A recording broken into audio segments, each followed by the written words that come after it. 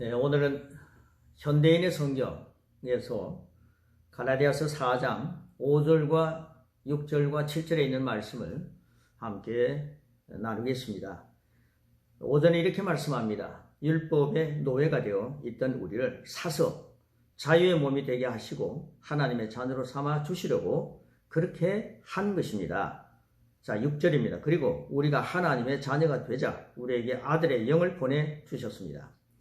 그래서 지금 우리는 하나님을 아버지라고 부를 수 있게 된 것입니다. 7절, 우리는 이제 노예가 아닙니다. 하나님의 자녀입니다. 그러므로 하나님께서 가지신 모든 것은 우리들 자녀의 것입니다. 참 말씀이 놀랍지 않습니까? 나 같은 죄인 살리신 그 은혜 놀라워. 저는 이 찬송을 참 많이 불렀습니다. 그런데 제 자신이 그 찬송을 부르면서 항상 나 같은 죄인 살리신 그 은혜 놀라우라고 하는 그 자리에만 머물러 있었습니다. 발전해야 합니다. 잃었던 생명을 찾았습니다. 잃었던 생명이 무엇입니까? 아담과 하와가 선악과를 따먹음으로 잃었던 생명입니다. 영원한 생명, 하나님의 생명이죠. 그 생명을 찾았습니다. 예수님을 내 마음속에 주님으로 영접할 때에 선악과를 따먹고 원죄 안에 헤매이던 모든 죄인의 문제들, 저주의 문제들은 주님께서 십자가에서 다 담당하셨습니다. 해결하셨습니다. 그래서 예수님을 내 마음속에 영접했을 때에 놀라운 은혜가 무엇입니까? 잃었던 생명을 찾은 것입니다. 이제 여러분은 하나님의 생명으로 사는 자가 된 것입니다. 영생을 얻었습니다. 영원히 살자답게 인생을 살아가는 것, 이것이 바로 그리스도인의 생활이어야 합니다.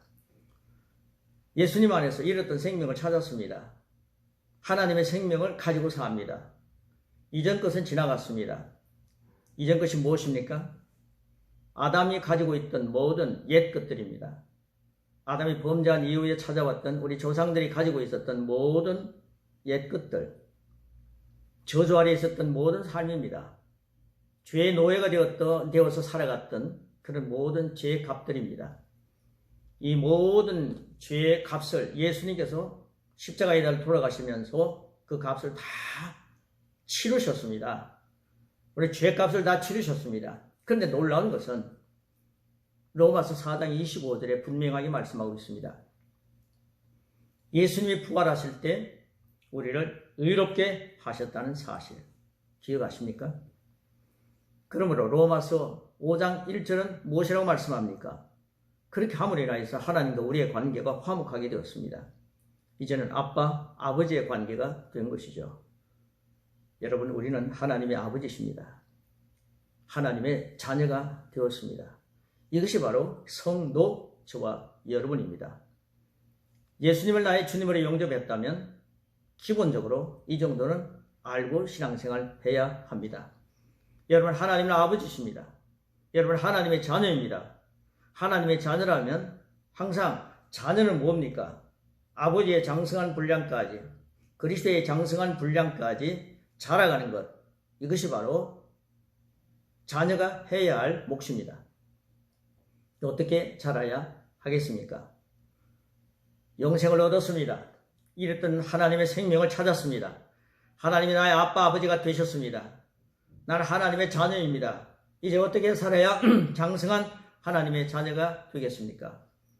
이 귀한 말씀을 다음 시간에 나누도록 하겠습니다. 잃었던 생명 찾았고 영생을 얻었네. 광명을 얻었습니다. 큰 죄악에서 건지신 전해 고마워.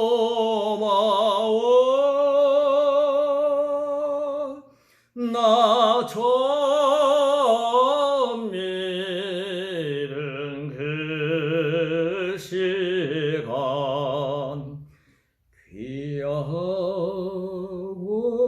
귀하던 처음 믿은 그 시간이 아주 귀하고 귀합니다. 그것을 빼앗기지 맙시다. 귀한 시간 우리는 얻었습니다. 이제는 더 귀한 차원을 향해 나아가야 할 때입니다. 다음 시간에 뵙겠습니다. 샬롬.